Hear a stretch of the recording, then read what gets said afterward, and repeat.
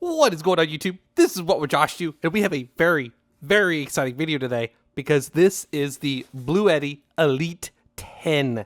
Now, this came out in the Philippines and other countries first, and then it just recently came out in the US. I placed an order on Bluetti.com. They actually ended up sending me the Bluetti Elite 30, which I already had. They accepted my refund. I shipped it back, and then I ordered this one on Amazon, and I ordered this one for $139 because of the crazy sales they've got going on everywhere. So let's open this thing up.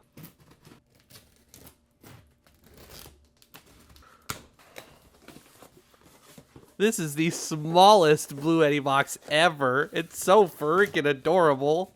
I was like, really? That is just too cute. Now this is definitely the Elite 10. This weighs absolutely nothing. It is so stinking cute. Oh my gosh, just the box alone is adorable. And it says meadow green. I saw they had one that was freaking see-through or clear. And that was pretty cool. That was pretty exciting. So, portable power station, Elite 10, 128 watt hours, 200 watts, power that fits. I think this is going to be great for those that have a laptop or like a gaming laptop. And, you know, when you have a gaming laptop and it runs on batteries, you don't get the performance you get when you have it plugged in. And so you can plug it into this, which is very cool. So we've got like a disclaimer here. It says charge the unit first. So, okay, we're going to listen to that. We're going to fully charge it. When the state of charge drops to 5%, charge the unit in time. Before storing, charge to 40% to 60% state of charge, somewhere in between there. Power off and disconnect all cables. Fully discharge and charge every 3 months to maintain battery health. Avoid extended storage, it may impact performance and lifespan. And then here it goes over all the options. You can charge it with the wall, which is going to be the fastest way to do it. You can charge it with the solar panel, which we're actually going to do. It is actually later in the day now, and the sun just went down. I just got off work, so I'll have to make a YouTube short showing this thing charging with solar, but I will. You can have a gas-powered generator and plug it into that, or you can plug it into your car cigarette lighter and charge it that way. And then here we've got this blue something.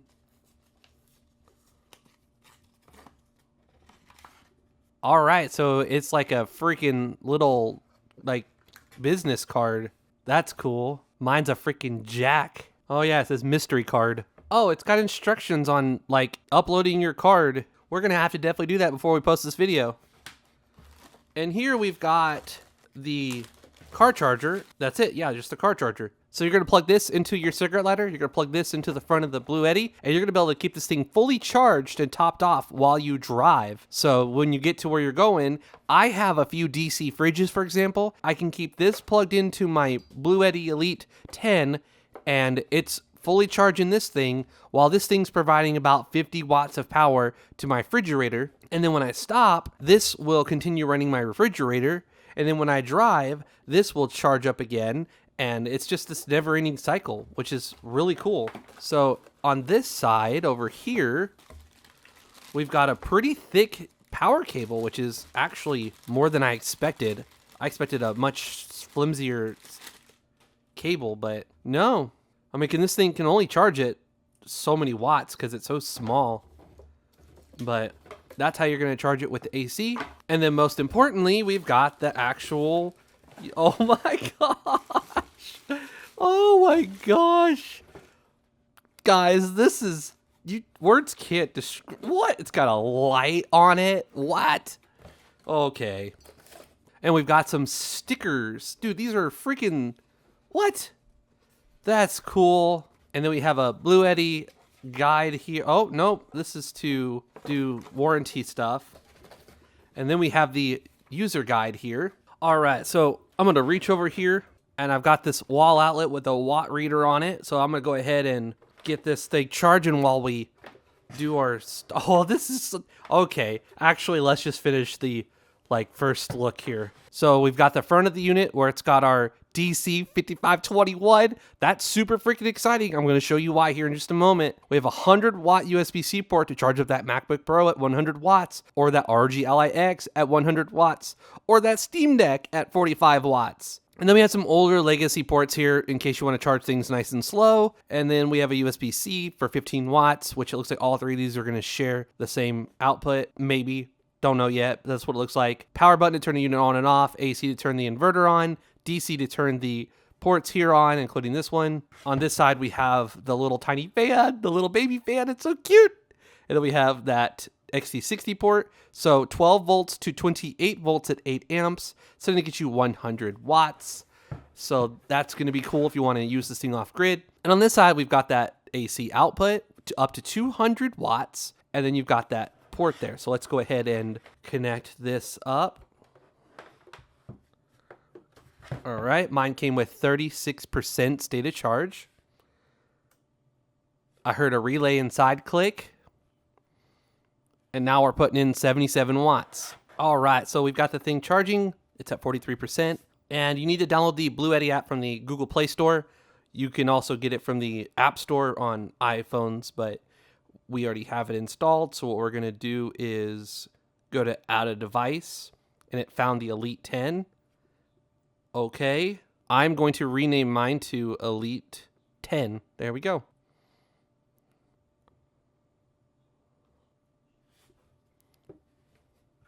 So we've got the app going, and it shows that we're charging with the grid at 76 watts. And from here, we can do a lot of different things, such as turn on the DC. So you can turn that on, boom. So if this thing is like in the trunk of your car, you can see what the current status of the power bank is, and you can turn on and off the ports. You can also do it with the AC outlet. It shows 1 hour, 36 minutes until it can be fully charged. And the first thing I'm going to do is change the screen timeout because it's set to 1 minute. You can choose 30 seconds, 1 minute, 5 minutes, or never. If I have this thing powered on, I want to be able to see what it's doing. All right, in the app, we can also change the charging mode to turbo and see if we get any faster of a charge, which we do.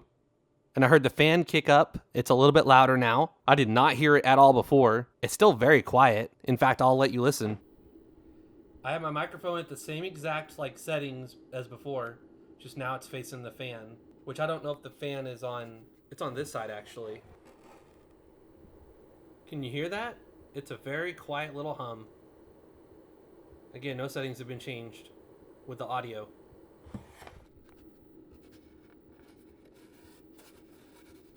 All right. So yeah, the blades are definitely on this side. I can see and hear it louder. And then what we can also do is go to the settings and check and see if there's any updates, which mine says it's up to date.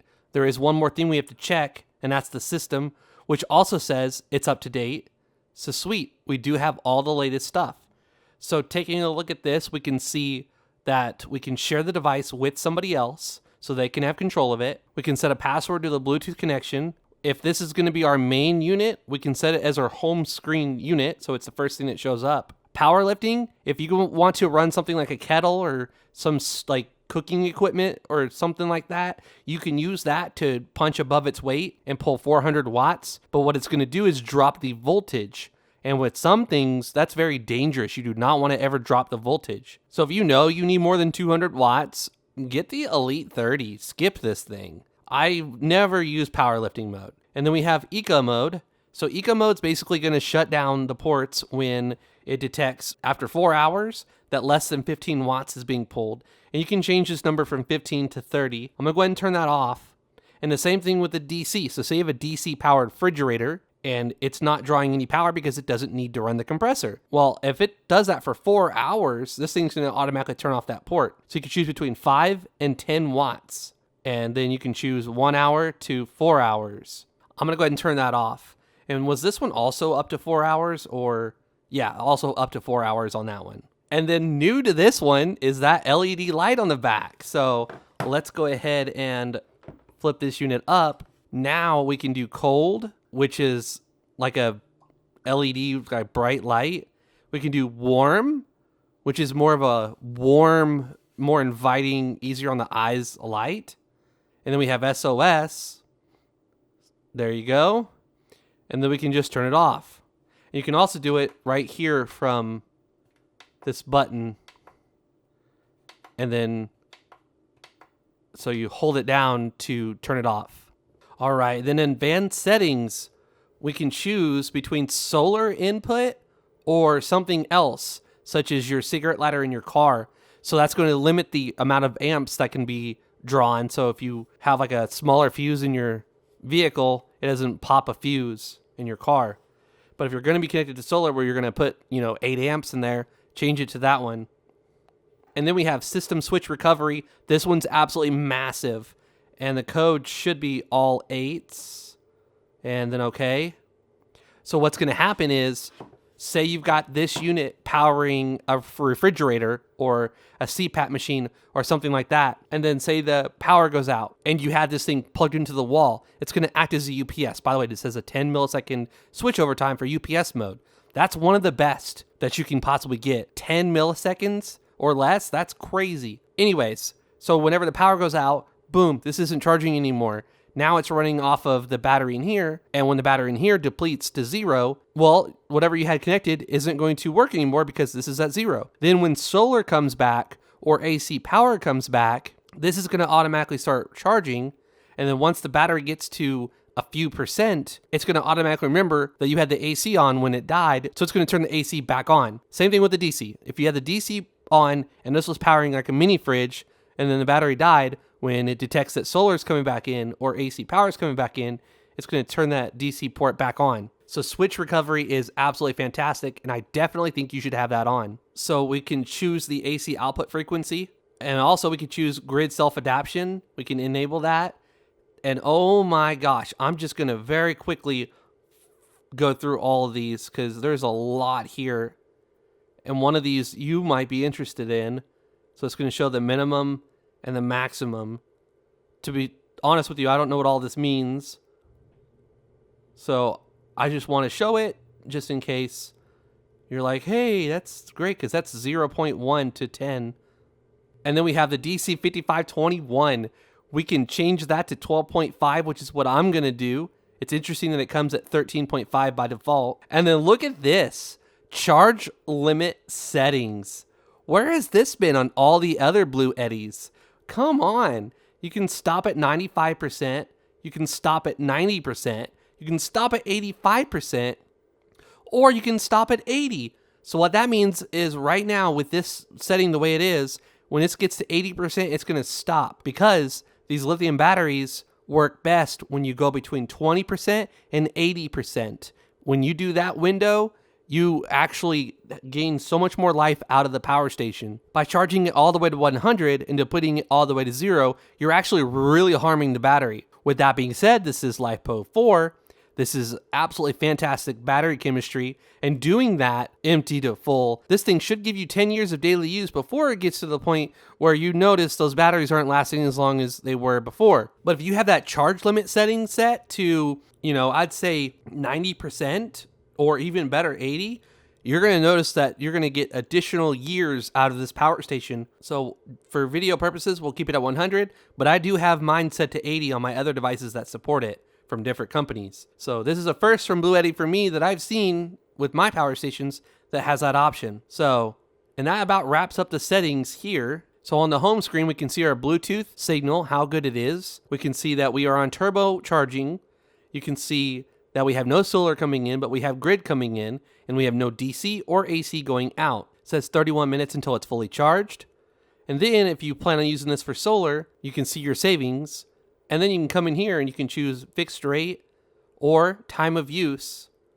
So you can edit all of this stuff here and save yourself some money if you live somewhere where if it costs more to run the power during the day, you can have this running on battery during the day and then charging with AC at night when it's cheaper. All right, we're going to let this thing fully charge up and we'll be back.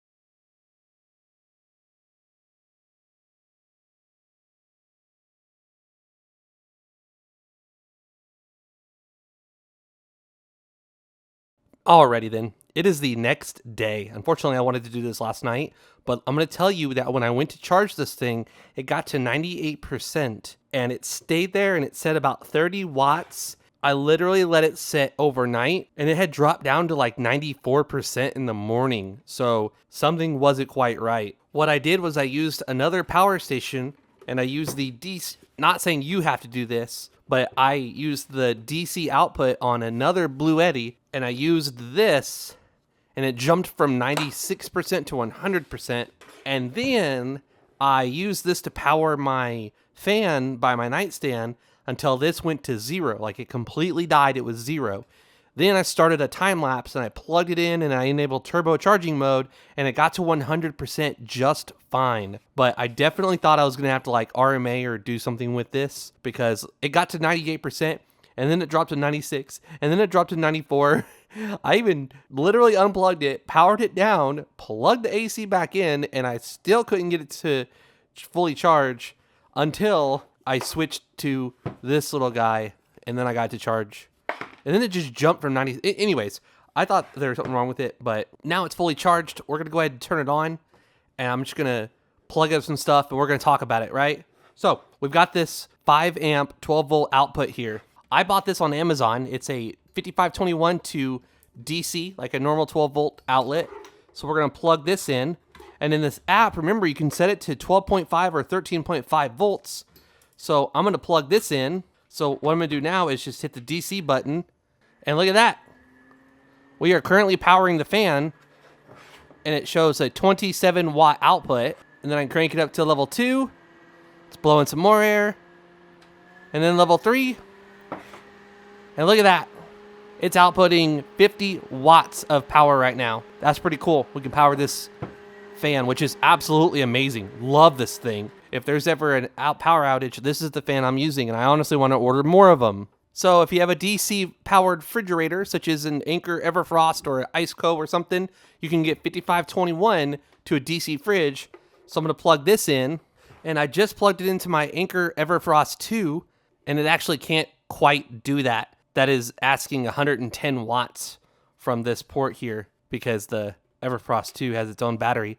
What if I disconnect that battery that needs to be charged? All right, so I disconnected the Everfrost battery, and so far so good. I just turned the refrigerator on. It was powered off. This cable is really short. You can definitely order longer ones, but that's why I can't raise it up any higher. All right, and check that out. So it's currently powering our refrigerator, because the refrigerator only draws about 40 to 50 watts at the highest. And then when it gets to temperature, it stops and it draws a 0 output. That's why battery saver mode isn't always the greatest. So it says 4 hours, but if we were to pre-cool this refrigerator, it would last for way longer than 4 hours, depending on how hot it is outside. And while it's on, I'm going to plug that battery in. And you know what? I'm going to let the refrigerator turn on with the battery. Okay, so it's on with the battery right now. Oh, yeah. So it tried to draw over 110 watts, and it wasn't having it. That's only 12 volts, 5 amps, so it can't do it. The official charger for the Everfrost is right here, and this draws about 100 watts. So it's 14.5 volts at 6 amps for 100 watt or 95 watts maximum. So that I'm going to plug into the side of the power station here and press the AC button. And since this has a 200 watt AC inverter, it should not have any trouble supplying 100, oh wow, 175, it just spiked up. So that's interesting. I don't know why let's see what that says according to a third-party tool. So I'll plug that in. That's showing 114, almost 115 watts. And that's showing 176. What the heck? But this thing is so light. I literally let I handed this to my little girl, and she was picking it up and lifting it. It's so light. It's so little. That fan's on. It's a nice, quiet little hum. And we're currently charging the Anchor Everfrost 2. It has a battery inside it that's 288 watt hours. It is not just DC only. It's the DC plus a battery. If we disconnect that battery, all right, so we disconnected the battery. Now it's going to have to resettle. The fans in here gently went down. And then there we go. So I heard the compressor on the refrigerator kick on. And now we're only pulling about 40 watts. And this says SIF. Why is that so high? Interesting. The really cool thing about this power station is that 100 watt USB-C output. So with that 100 watt output, I can connect my ROG Ally X, and I have to also turn on the DC port. And now it can charge up my little gaming handheld here, and it can put out 100 watts to that port, which is what this thing can charge at. The battery on this thing's actually almost full. It's pretty much 90%, so this thing is so freaking cool. If you have a Nintendo Switch, it's going to charge much, much slower, and you are going to get much, much more battery out of the power station. So we're going to plug it in, and our battery is at 28%, so it's going to draw about 20 watts maximum to charge the battery in the Switch 2, and so that says 5 hours. So you are going to substantially lengthen the amount of time you play with your Switch 2. And then when this dies, you've got a fully charged battery in here. And honestly, you could plug it into this port, and it's charging it at about 10 watts right now. And then you could use this one to charge your laptop. Speaking of laptops, we've got a MacBook Pro 14-inch here. It charges at 100 watts maximum. So I'm going to plug that in. Our laptop battery is at 88%. So it's not going to charge at its full speed at the moment, but this thing can put out 100 watts to my MacBook Pro. Now, the cool thing is, if you have an older laptop that does not charge via USB-C, that is absolutely not a problem. You can use something like this right here, plug it in, press the AC button. This other end is going to be a DC barrel jack. You can also get an adapter that goes from 12 volts to whatever device you want to plug in. And then we plug in the barrel jack right here to the laptop. And now our laptop battery is going to be charging since this thing has an AC inverter. Plus we can also use DC at the same time and charge up our handheld. So I have an Anker 140 watt cable here. What we're going to do now is see what all charging protocols this USB-C port can do. We'll turn the AC off, and we'll connect the cord to the tester, and we will run the charging protocol. And if I don't forget, we're going to compare this to the other Bluetti power stations in just a moment. So holy smokes, this is very capable. So it's got quick charge, it's got FCP, it has SCP, it has AFC, and it has PD3, up to 100 watts. It's got PPS from 3 volts to 21 volts at 5 amps. Wow. Wow, that's actually amazing. So all we're going to do is switch the ports to this little guy, and we're going to run that test again. All right, so that doesn't appear to have anything special at all. Not even power delivery. So yeah, that's a super, super basic port.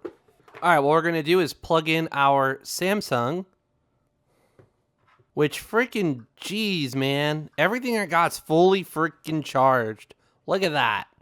I was using this to do a time lapse of this thing charging, so I had to have it plugged in so it wouldn't die. But it says fully charged. But we know that the 100 watt port can easily supply a 45 watt super fast charging 2.0 to this thing, because it literally said 3 to 21 volts at, you know, it was good. It was really good. What about this USB-A port? There you go. It can work. It can charge. My phone's fully charged, so obviously. All right, so we showed the DC 5521. We're going to try a very high-powered AC device. All right, so we've got this Vizio 80-something inch TV, and I've got it plugged into the side here. So turn the unit on.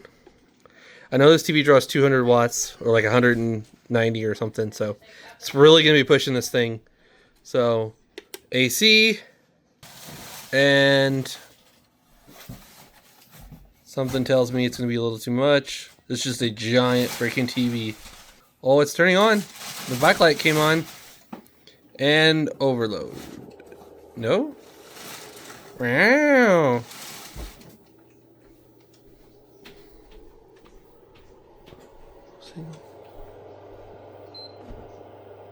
Okay. Okay. That's impressive. Now the PlayStation's not being powered by it, obviously. because it's already struggling just to run the TV. But yeah, full charge, about a little tiny bit over half an hour if you had 100%. Wow, that's crazy. Freaking giant. This thing is huge. Ooh. And it's doing it. It's freaking doing it. That's crazy. So, off topic, I set up this little, it was a Raspberry Pi that I didn't use at all, and I set it up to be a Pi hole, and so my DNS is actually running off of this thing and blocking ads, like, completely across everything. TVs, phones, everything. So, pretty cool. It's called a Pi hole. P-I-H-O-L-E, and you use a Raspberry Pi. You can use a Zero, like a really tiny one, but this is just one I had that I didn't use, so. Fan's going. Like, I'm not talking any louder. That's my normal voice. You can definitely hear it, but it's gentle, it's nice. It's a, you know, can't complain. And we've also showed the USB-C and the USB-A, so that's pretty cool. I was not able to try solar. That'll have to be a YouTube short, but we do have solar panels, and I definitely plan on making a YouTube short showing this thing charging with solar. Now, let's compare it to other power stations. So here is the Elite 30. It is literally so much lighter than that. I mean, that is so light. This is definitely more of a challenge. It is night and day. Obviously, this is 288 watt hours, so it's like double the capacity. Double would be a little bit over 250 with this unit. This is 288. But this is so stinking small and light and cute and adorable, and just you just want to take it everywhere with you.